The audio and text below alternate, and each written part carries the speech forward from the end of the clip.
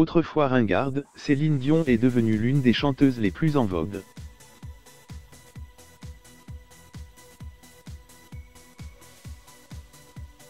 Décryptage d'une métamorphose. Exit la Céline Dion ringarde avec sa choucroute permanentée, ses tenues à froufrou, ses vibratos impressionnants mais beaucoup trop nombreux.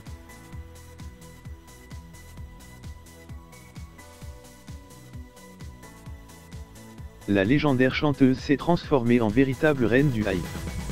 Désormais, elle est invitée à tous les défilés de mode durant les Fashion Weeks parisiennes, prend des selfies avec Drake, est encensée par les artistes les plus en vogue. Une de ses chansons a même inspiré le titre du dernier film de Géraldine Nakache, J'irai où tu iras, dans lequel l'actrice et réalisatrice livre une véritable ode à son idole de toujours.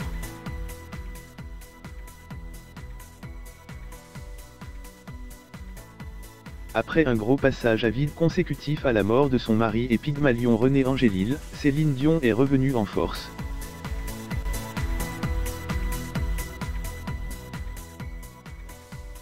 Ce qui expliquerait donc ce gros retour de hype.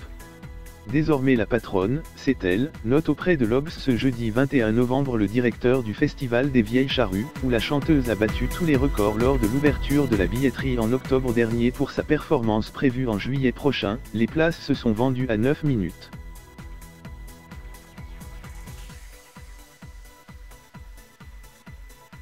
Puis d'expliquer comment la Québécoise a réussi à transcender les générations et est devenue encore plus cool qu'avant. Elle a voulu être star pour séduire René, maintenant elle veut être hype pour séduire ses fils, a-t-il décrypté.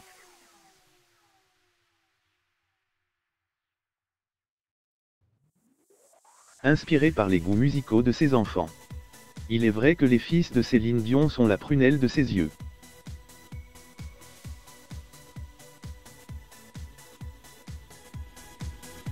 La star est maman de René Charles, 18 ans, et des jumeaux Nelson et Eddie, 8 ans.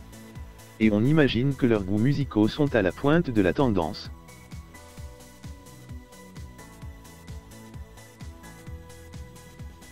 L'aîné est d'ailleurs fan de rap, bien loin des chansons à voix de sa mère, donc. Et tenterait même d'y faire carrière.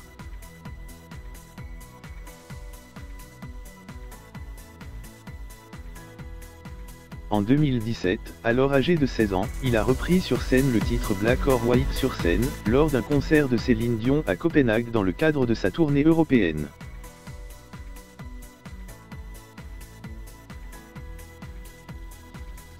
En janvier dernier, à l'occasion d'une interview accordée à un podcast britannique, elle s'était confiée sur l'éducation de ses enfants.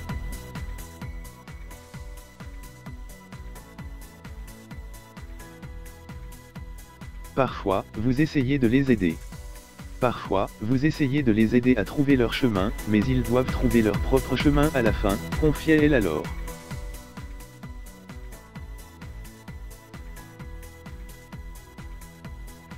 Si vous dites trop souvent non, les enfants vont forcément finir par se braquer et ils vont continuer de les faire, mais loin de vous, ce qui est encore plus effrayant.